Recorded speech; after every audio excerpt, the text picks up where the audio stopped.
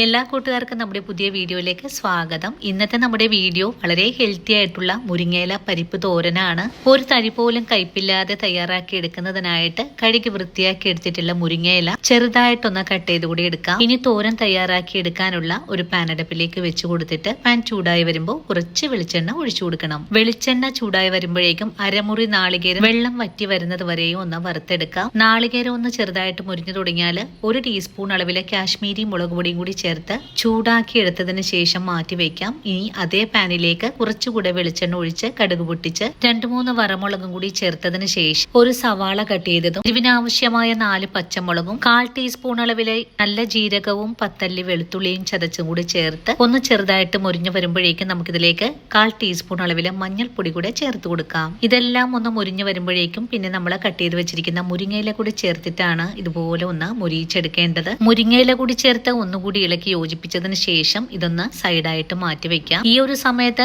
50 gram കടലപ്പരിപ്പ് ഉപ്പും മഞ്ഞൾപ്പൊടിയും ചേർത്ത് വേവിച്ചെടുത്തിട്ടുള്ളതാണ്. ഇനിയിപ്പോൾ പാനിലേക്ക് ചേർത്ത് ഇതിന്റെ വെള്ളമെല്ലാം ഒന്ന് വറ്റിച്ചെടുക്കണം. വെള്ളം മുഴുവനും വറ്റിക്കഴിഞ്ഞാൽ പിന്നെ നമുക്കിതിലേക്ക് മുരിങ്ങ ഇലയും ആദ്യമേ വറുത്തു മാറ്റി വെച്ചിട്ടുള്ള നാളികേരം കൂടി ചേർത്ത് ഇതെല്ലാം കൂട്ടി യോജിപ്പിച്ച് ഒന്നുകൂടി ഇളക്കി കൊടുക്കാം. നല്ലപോലെ ഇളക്കി യോജിപ്പിച്ച് കഴിഞ്ഞാൽ 1 മിനിറ്റ് നേരം അനക്കാതെ വെച്ച് കൊടുക്കാം. ഇനി ഫ്ലെയിം ഓഫ് ചെയ്ത് കൊടുത്തിട്ട് ഒരു സെർവിംഗ് പ്ലേറ്റിലേക്ക് കൂടെ മാറ്റാം. ഇങ്ങനെ ചെയ്യുവാണെങ്കിൽ ഒരു തരി പോലും കയ്പില്ലാതെ തന്നെ മുരിങ്ങയില തോരൻ നമുക്ക് തയ്യാറാക്കി കഴിക്കാൻ പറ്റുന്നതാണ്. വീഡിയോ കാണുമ്പോൾ നിങ്ങൾക്ക് ഇഷ്ടപ്പെടുവാണെങ്കിൽ ഫുൾ വീഡിയോ കണ്ട് വീടുകളിൽ ട്രൈ ചെയ്ത് നോക്കാൻ മറക്കല്ലേ.